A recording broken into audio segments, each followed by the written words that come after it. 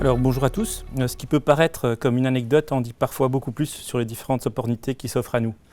En les identifiant, on peut découvrir des nouveaux moyens de consommer, de réutiliser les ressources et de créer un avenir plus responsable et respectueux. Ces opportunités sont partout depuis toujours et il faut juste être attentif pour les identifier et les mettre en pratique. À Londres, les vestiges de la Seconde Guerre mondiale sont visibles dans un endroit improbable que vous pourriez traverser régulièrement et ne jamais y jeter un second regard. Dans un nombre important de lotissements dans le sud de Londres, les clôtures autour du périmètre sont en fait des vestiges et des excédents de la Seconde Guerre mondiale. Ce sont des civières médicales. Malgré tout, nous sommes architectes et nous sommes aussi attachés à une échelle qui est plus domestique.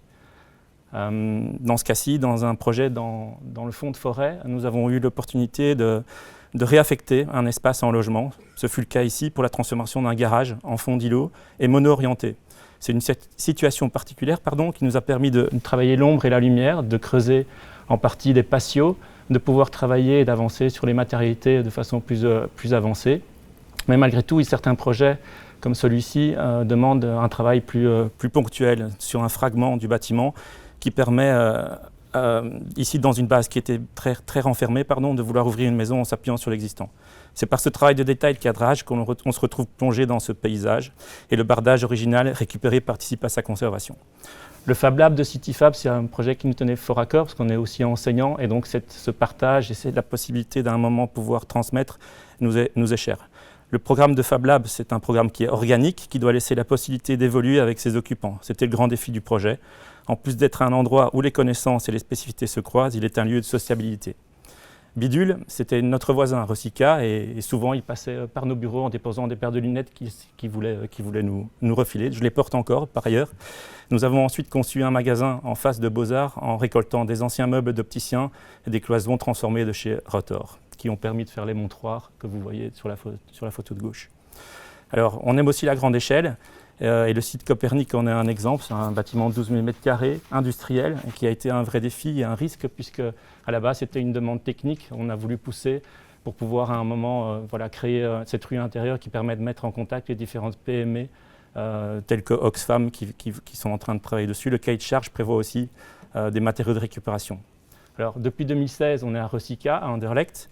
Avec l'ensemble des acteurs, on a eu l'opportunité de pouvoir démonter un bâtiment en face de l'ADEPS à Ouderghem. Donc avec tout le monde, on a démonté cloisons, on a démonté les portes, on a démonté l'ensemble des interrupteurs. On a tout ramené à Rosica et pendant, ça a pris quand même 2-3 bons mois, chaque acteur a commencé à remonter, Metal Stud, etc.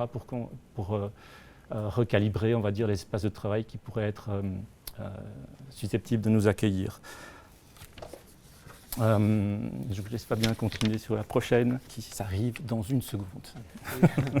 Alors vous l'avez vu, on est local, mais aussi international. On va dire c'est difficile pour nous de ne pas apprécier les échanges à l'étranger. Ici, c'est la Brussels House à Milan. C'est un espace de représentation réalisé avec des acteurs bruxellois à Bruxelles. C'est un projet circulaire et quasi sans déchets. Il est aussi démontable et en fait retransportable. Alors on a eu un projet à Milan, mais aussi à Lyon, Paris et Lisbonne ici. D'ailleurs, le bureau il est belgo-portugais, entre parenthèses. Et cette salle de yoga illustre un espace de bien-être. C'est pour nous une échelle vraiment appréciable parce que d'un côté, ce sont des équipements qui participent à l'enrichissement des quartiers et du tissu urbain, mais quelque part aussi, c'est un contrepoint à des espaces et une société qui est vraiment à saturation complète. Alors, vous l'aurez compris, on est circulaire. Alors, bien sûr, on est à Rosica. Bien sûr, on travaille avec un bel écosystème. Mais ça ne suffit pas, donc on lance d'initiatives quelques recherches et expérimentations qui sont en cours, en particulier sur du mobilier ici, qui est une thématique qui nous est chère et qu'on intègre presque quasiment tout le temps dans les projets. Alors voilà la slide la moins digeste de toute la présentation, pourtant la plus opérante certainement. C'est un inventaire circulaire pour un bâtiment semi-industriel, un vrai travail de fourmi, mais qui est basé sur une approche systématique, mais en réalité c'est un vrai plan de travail qui permet la remise en circulation et la récupération des matériaux. Un projet, c'est aussi et surtout des maîtres d'ouvrage. Sans eux, c'est impossible de faire un bon projet, purement et simplement. On est ici à Hub. Sans le concours de Hub pour ce projet-ci, on n'aurait pas eu le réaménagement du plateau, dont l'escalier en est sans doute la pièce maîtresse. Faire un projet circulaire et atteindre ses ambitions, c'est aussi embarquer l'existant, le déjà là. Donc, je vous laisse ici le soin de voir les qualités positives et les qualités moins positives qu'on a pu embarquer, avec lesquelles on a dû jouer. Alors on est en bureau d'archi, donc on aime bien jouer avec des enjeux un peu plus grands parfois, les tâtonner. Ici c'est un projet pour un concours d'habitat social de logement préfabriqué à Lonzé, qui n'est pas réalisé par ailleurs. Et donc il y a non seulement les enjeux techniques, mais il y a aussi les enjeux liés au sol par exemple, la biodiversité, l'imperméabilisation, et bien sûr des enjeux beaucoup plus larges, qui sont les enjeux liés au modèle de développement, voire à l'édification, que l'on apprécie vraiment. À une époque où nous sommes vraiment sous tension en tant qu'architectes, mais par contre où il y a des questions vraiment beaucoup plus concrètes qui se réouvrent. Je vous remercie.